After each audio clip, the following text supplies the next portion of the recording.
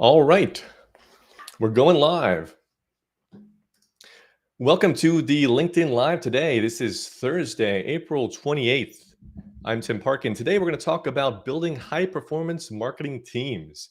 So thanks everyone for joining and paying attention to this.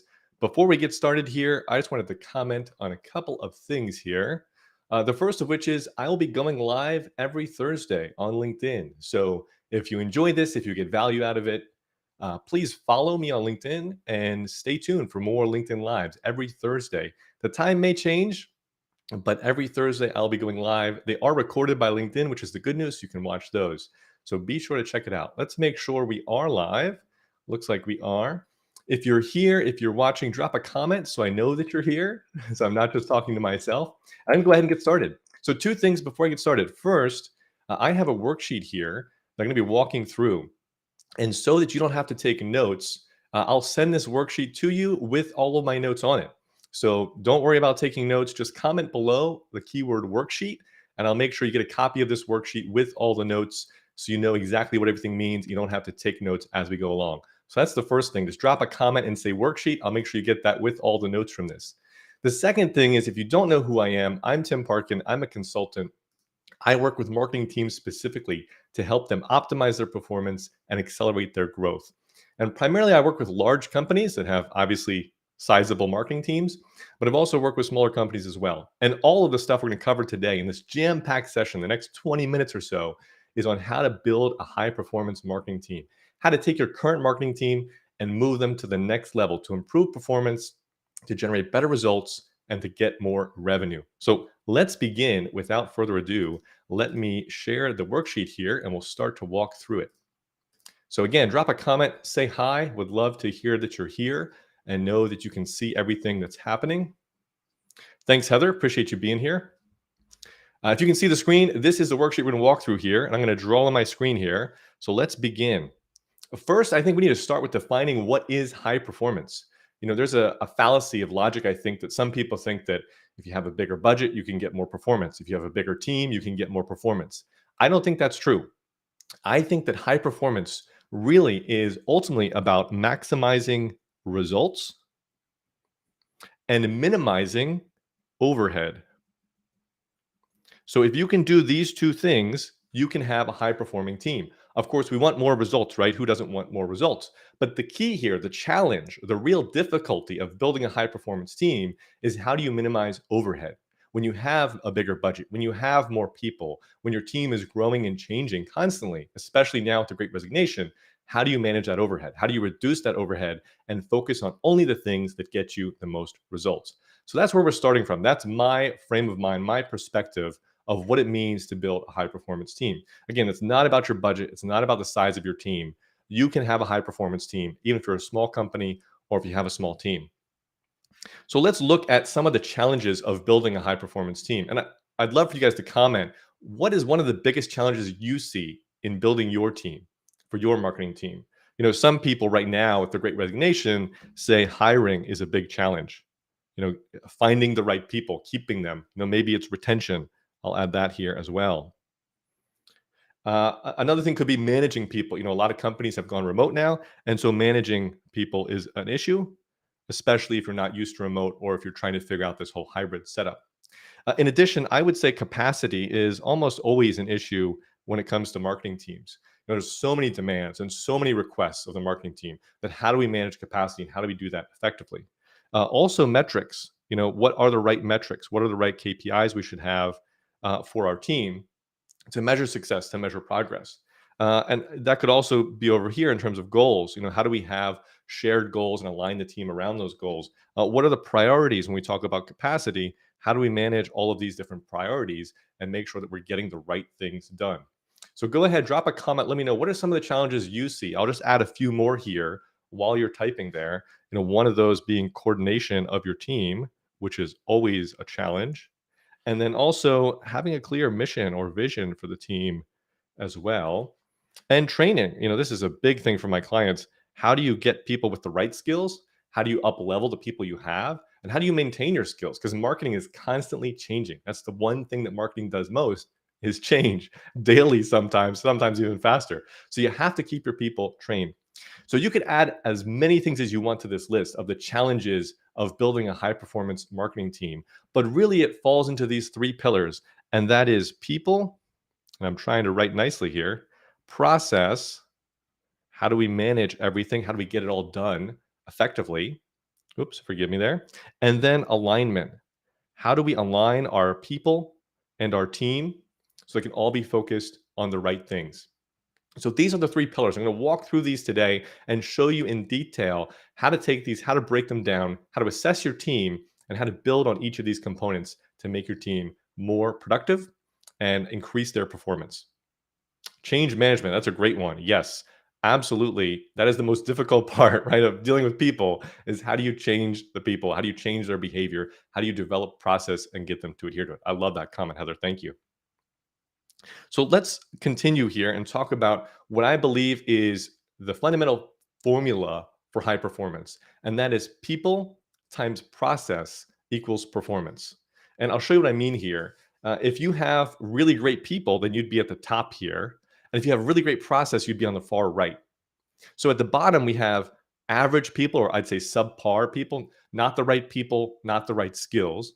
And you would have no process or poor process, undefined process. So if you have below par people who are missing skills and aren't the right people to be in the organization, and you don't have any process, then you have a crisis on your hands. Hopefully I can spell this right. It's hard to write and talk at the same time.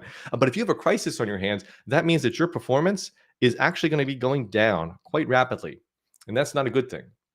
Now let's look at the top left. If you have really smart people, which many of you do, and they have the right skills, and you know that these are the people who are going to be with you for a long time, maybe they already have been with you for a long time, but you don't have a solid process because marketing is more of a process than anything else. But if you have great people, but you don't have great process, then that means that your performance here is going to be unreliable. You have great people who can perform exceptionally, but they don't do so consistently because you're missing the process. And so your performance is going to look like this. You'll have ups, you'll have downs, it'll be unreliable. Now, at the bottom right, this is if you have a tremendous process. You've refined this, you have SOPs, you have SLAs, OLAs, you're measuring everything, you're doing everything right. But you don't have exceptional people. You don't keep developing their skills, you don't give them the support that they need. So while you have great process, you don't have the people to execute on that process exceptionally well, which means that your performance down here is going to be a plateau. And so your performance will look like this. And finally, obviously here, we all want high performance. And to get high performance, I'm just going to put high perform. You need to have exceptional people, the right people. You need to develop their skills, give them the support that they need, and you need to have the right process in place. You need to continue to improve that process and optimize that process. And when you do that, you can have high performance and tremendous results. So this is one of the underpinnings of building a high performance marketing team is you need great people and you need great process. And I'd like to pause here and just see, where do you guys think your team fits today? And I've asked this of a lot of executives, and the most common answer I see is at the top left, that you have great people, they have the right skills, you're supporting them, but you have no process, or your process is undefined or unclear. Now, some executives tell me that they see them in the bottom right in some areas where they have a great process, but they don't have the right people. Maybe they lost some key people, or maybe the team has changed over time and they just don't have the right people for that process. Upper left. Yes, upper left is definitely one of the most common areas to be. Unreliable. Yes, Jackie, Heather, upper left. Totally. This is a really common spot to be, and we'll talk about some of the ways to move from the upper left to the upper right. And obviously, it's going to be through developing those processes, which are so fundamental. Marketing really is a process more than anything else. So let's continue here. And I want to talk about the missing link of this because I talked before about the three pillars: people, process, and alignment. And alignment is the missing link. You need people and you need process, but you need to align the two of those things together. And this is where this is the missing link. So you can see on the left-hand side here, this is your marketing team, or most marketing teams, I'll say. And on the right is the desired state. And Heather mentioned change management. And this is the change management effort, right? It's how do you get from the left to the right? And that takes change management. It takes aligning people. It takes getting them on the same page. But when I work with most marketing teams in the beginning, I like to say it's like watching them play bumper cars because that's what it's like. They're all going different directions at different speeds. They all have a different idea of what their goal is, and they're all running into each other. Sometimes they're running into the walls. And sometimes you'll find pockets like here, maybe these people are aligned and headed in a similar direction. Not sure if you can see this on the screen. But most people are headed in their own direction. They have their own agenda. They have their own idea of where we're headed. We need to get everyone aligned. So alignment is a key part of building a high performance marketing team. So let's look at this now in detail. And I'll show you what I call the high performance trifecta, which takes these three pieces and then makes them tangible. And I'll give you concrete examples of each of these. So first, I need to map these out here. As we said, we have people, and then we have the process. And these are all the processes that you have and need. And so for those of you that said unreliable in the top left here, this is the side of the triangle you need to focus on the most. And I'll talk about that in just a second. And then at the bottom, of course, we have alignment. And this is where we need to align the people and the process through that alignment change management effort. So if we break these down, our people need to have the right skills. If they don't have the right skills, then they won't be able to do the job. They won't be able to execute well. And as I mentioned, marketing keeps changing. Google has changes. Facebook has changes. Everything keeps changing. And so we need to maintain those skills, not only hiring people who have the right skills, but then developing those skills and also sharing those skills throughout our team. Also, our people need our support. And this is, as leadership, one of our key initiatives. How can we support our people? Whether it's coaching, whether it's listening to them, getting their feedback, helping them resolve bottlenecks and issues with the initiatives that they're working on. The support is a key fundamental aspect here. So skills is more of a hard thing, hard skills, and support is more of the soft side of it. But both of these are important. And think about this for a second. How are you equipping your team with the right skills and developing those skills, whether that's through free mechanisms like LinkedIn Learning or Udemy courses, or if it's internal like Lunch and Learns and things of that nature, or if it's bringing in external resources. For some of my clients, we develop training programs for them to keep them up to date on the latest happenings in marketing. And also from a support perspective, this is not just having one-on-ones with your team. It's how can you build a culture that supports each other and that equips your team with what they need. So let's talk about process now, because process has also two components here. The first is you need to define your process. And what I mean by that is you need to have definition. It needs to be documented. If your process isn't documented, you don't have a process, because in order for it to be understood and to be executed on consistently, it must be documented. And the second thing that your process needs is measures or metrics. You need to be able to measure the process to know whether or not it's working. If you can't measure the process, then how do you know if it's working? And also, if you can't measure it, then you can't improve it, because you don't know where the bottlenecks are and how to make changes to streamline the process and to improve it. So if you were in that top left unreliable quadrant, then look at this process and think and ask yourself, do we have processes? Are they defined? And what measures are we using to evaluate those and to optimize the process? And this right-hand side is going to be a big part of how you can focus on improving your team. But just to close the loop here, on the bottom here, we have alignment. And again, this involves having the team aligned on a clear vision.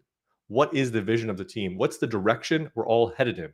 If you remember this giant arrow diagram back here, this represents the direction, the vision. Where are we all headed together? If you can't paint that picture of the future for people, it's going to be nearly impossible to align them on that vision. So a lot of vision is not just having a vision statement or a mission statement. It's about painting a picture for people of where we're headed as a team in the future, what success looks like, and constantly pointing back to that and reminding them of that.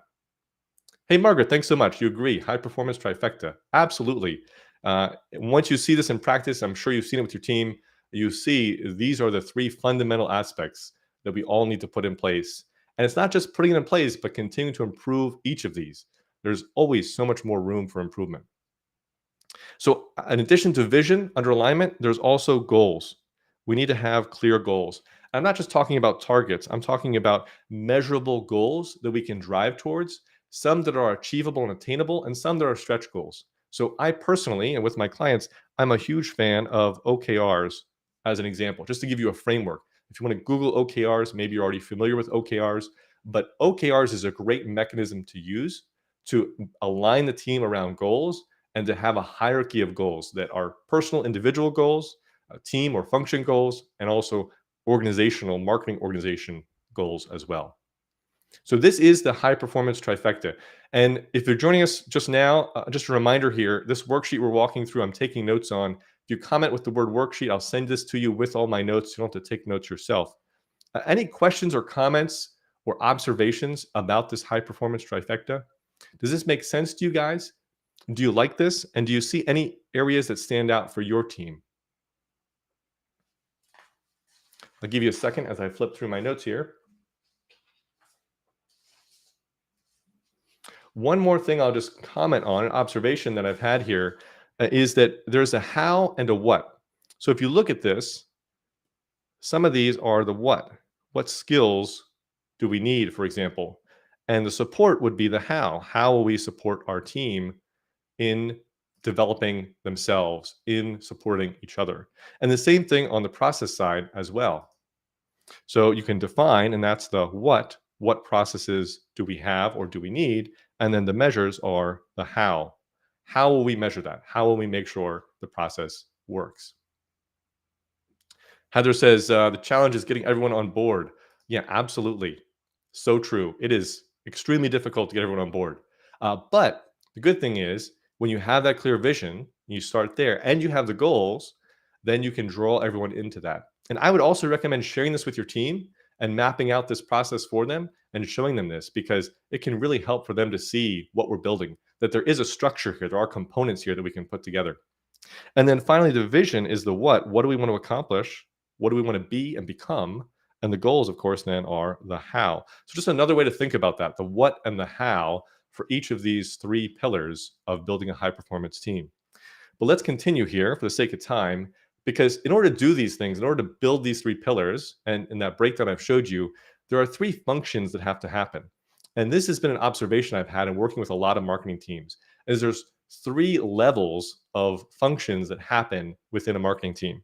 The first is doing. So the team is doing marketing. They're doing stuff. They're executing. And I think we can agree, I hope, that every team is doing something, right? If you're not doing something, then you've completely failed and none of this will help you. So I assume that you're all doing marketing. You're doing something. The second, though, is learning. And the best teams are the ones that are learning. If you're not learning, then you're not improving. And so it's not good enough to just do marketing. You have to be learning what works, learning what doesn't work, learning more about the industry and your customer, learning more about how the market is changing, etc. So you have to be learning as well. But in order to get to this center with the most success, the best teams are not just doing and they're not just learning, they're also doing a third thing, and that is they're sharing. And what I mean by sharing is they're sharing internal best practices.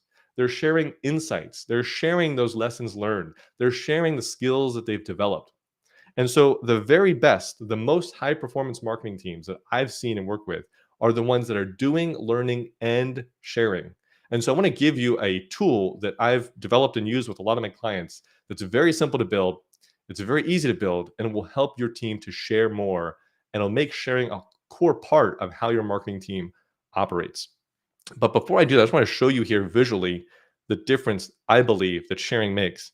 If you have a team, this is most teams because they're doing. And if you're doing, then this is your level of performance that you can achieve. But if you're learning, you're going to achieve a lot more, obviously, because you're doing things and you're learning what works, what doesn't work, and you can get better results. But when you start sharing, amazing things happen because now not only is your team doing and learning, but they're sharing that knowledge. And so it multiplies that learning essentially. And the results and the speed and the efficiency and the effectiveness and the level of focus just becomes exponential. So I can't underscore this enough. I really want to remind you that this is a key to accelerating the whole process. So if you want to make this happen a lot faster, sharing is the way to do that. And I'll show you what that looks like. So, what I recommend to all of my clients is to create a book of knowledge. Now, a book of knowledge may sound fancy or mystical or anything like that, but it's very simple. It's just a giant document, basically, that's indexable. And there's several tools or wiki softwares to do this, where you can link things and cross reference things, etc. And the goal here is to put a bunch of stuff, a bunch of knowledge and documents and resources into the book of knowledge as a central repository, a place for your team to access all of these things and to get value from it. And so I'll give you an example here of some of the things you could put in your book of knowledge, some of the things that I recommend my clients put in their book of knowledge that are really helpful. So starting at the basic level here, organizationally, we can talk about the tools that we use and the technology that we use. So what do we use for reporting? Do we use Tableau? How do we measure attribution? Things like that. What tools do we use? What technology do we use? Are we using demand base? Whatever it is, this gets everyone on the same page of what tool stack and technology stack we have and we're using. The next thing is a list of vendors and even their SOWs. So there's been countless times with my clients when we say, what vendors have we worked with? What capabilities do our vendors have? What's our agreement with them? And where is that agreement? Keeping track of those is extremely valuable. This is all basic stuff so far, but you'll see some of the advanced stuff in just a second. Next, of course, are your processes. So you can track all of your processes. I'll rewrite that. Forgive my terrible handwriting, but the processes that you get here, and most of the time, those look like SOPs. So defining your SOPs and having a central place to say, you want to know how something works? Go to the book of knowledge. It'll tell you exactly step by step how it works. And then team info. So this is about the team. Who is our team? What's the organization chart? But also trainings. I mentioned before, I help my clients develop internal trainings, and we store those in the book of knowledge so that new employees or even existing employees can reference that training and get up to speed and have a shared language, a shared perspective on how we do marketing. When we talk about history, this is also just as important because you can have a change log of what's happened, what's changed on our website, in our campaigns, things like that. This could also include meeting notes, so any important meetings that you had, but also key decisions. So there's so many times we make a big decision and then we forget, why did we make that decision? Who made that decision? When was that decision made? So documenting this in the book of knowledge is really powerful because it gives you this history to go back through and flip through and say, here's everything that happened over time, why we did it, and what happened. One of my clients recently had a big hit to one of their sites, performance-wise, and so we're trying to figure out, what changed, what happened, and this is a key tool to go back and reference and go back and replay everything to see exactly what happened.